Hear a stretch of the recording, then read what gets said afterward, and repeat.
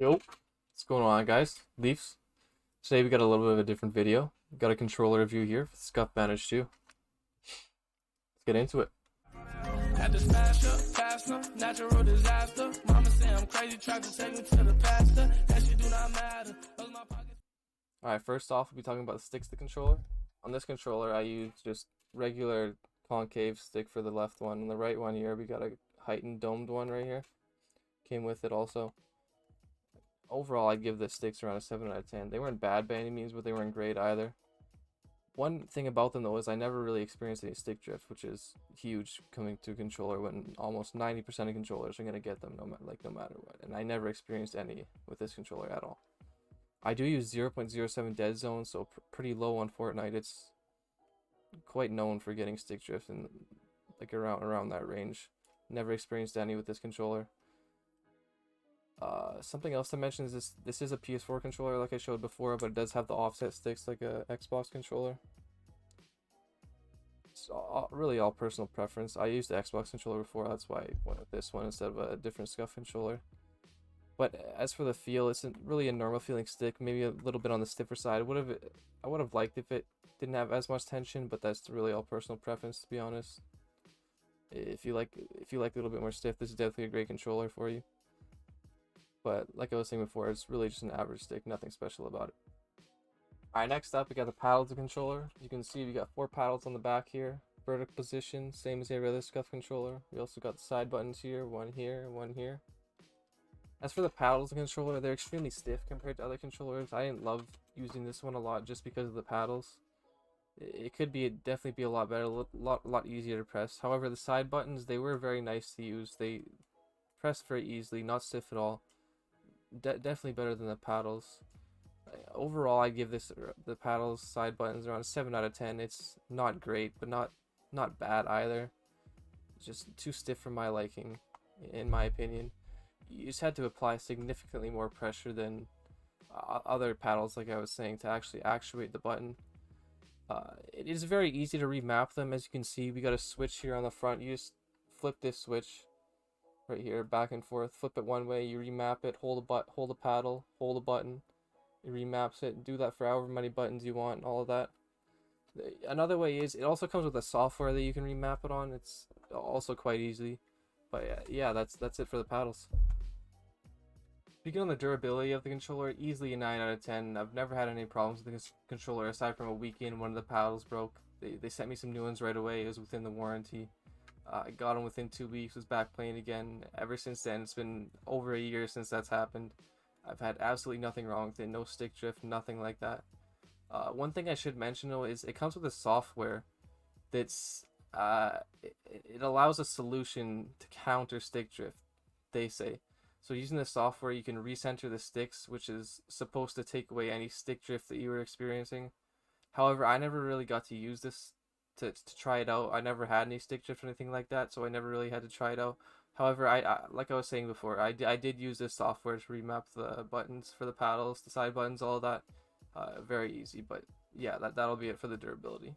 Speaking on the controller's shape and the feel of the controller, the shape of the controller is really nothing wrong there. It's a mix between an Xbox and a PS4 controller, like I've showed so many times. The problem for me is really the feel of the controller. It's like almost every button it feels extremely stiff, except for the 2 side buttons, like I was saying. The paddles are stiff, the analog sticks are stiff, as well as the bumpers and triggers. Another thing with I guess the shape and the feel of the controller is the gap between L1 and L2, R1, L2 is just it feels like it's significantly larger than a regular DualShock controller. It's just I don't love that at all. It feels like I'm stretching my fingers a lot more than I have to. Another thing I did not enjoy with it is the touchpad it doesn't wrap around like a regular PS4 controller, if you can see. And like other people, I claw the touchpad. I go like this and click it like that.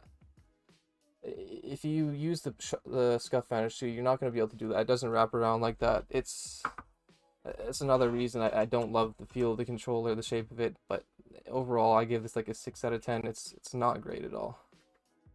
As for the price of the controller, it's definitely an overpriced controller. It costs $250 Canadian, $200 American for the wireless version, $225 Canadian $175 US for the wired version. It's just, no controller should be costing that much.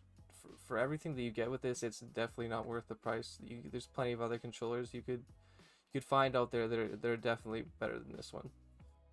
On the topic of input delay for this controller, it's really nothing special. It feels the same as every other controller I've used wired before. Nothing great, nothing bad either. Overall, I give it a 7 out of 10.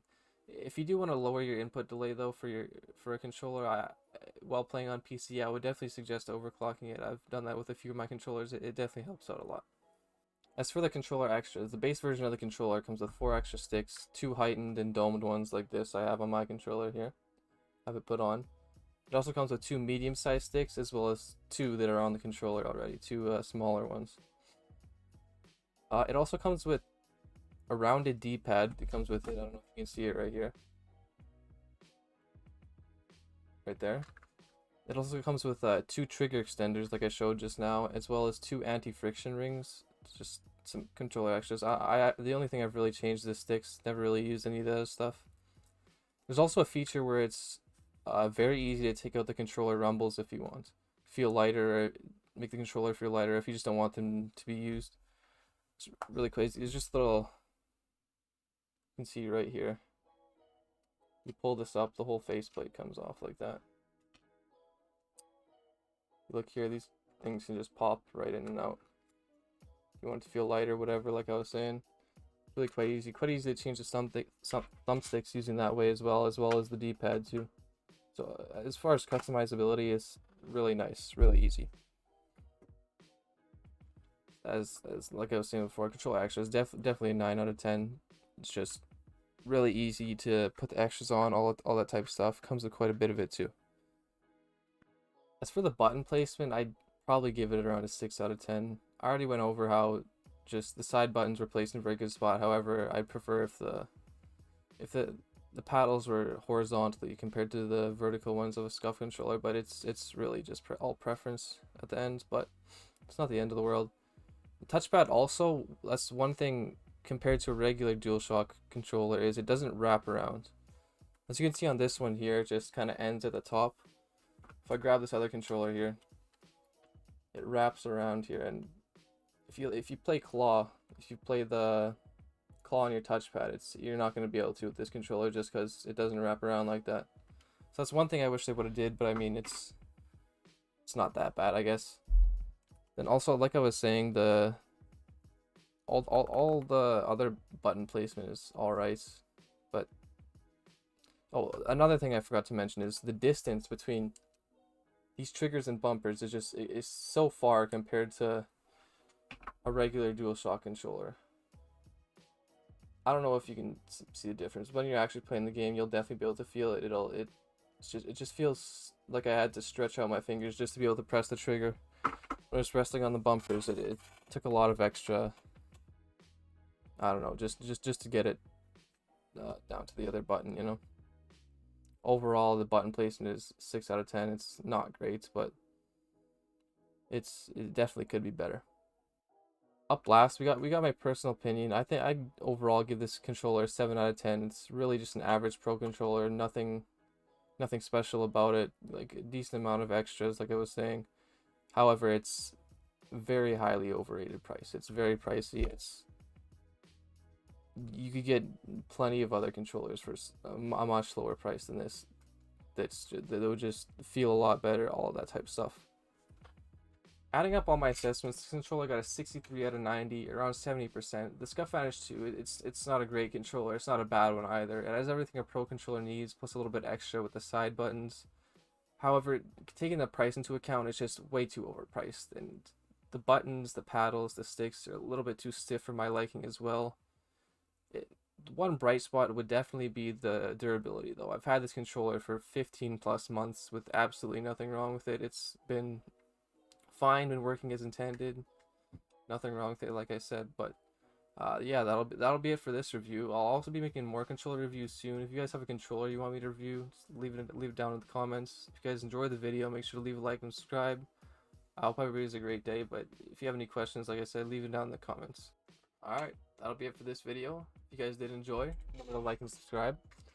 I will be doing more videos like this in the future, controller reviews, stuff like that. If you guys do have any questions or anything about the controller, anything like that, leave them in the comments below. And I hope everybody has a great day. I'll see you guys later.